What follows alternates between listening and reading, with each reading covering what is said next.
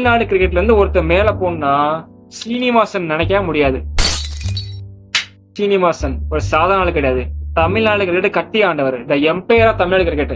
இவர் எவ்வளவு பெரிய ஆள்னா, ஃபர்ஸ்ட் ஐசிசி சேர்மன் யாருன்னா சீனிவாசன். இவர் தான் 2014 2015 வரைக்கும். ரெண்டாவது பிசிசியோட பிரசிடண்டா 2011 இருந்து 2013 இருந்திருக்காரு. அடப்பாவி.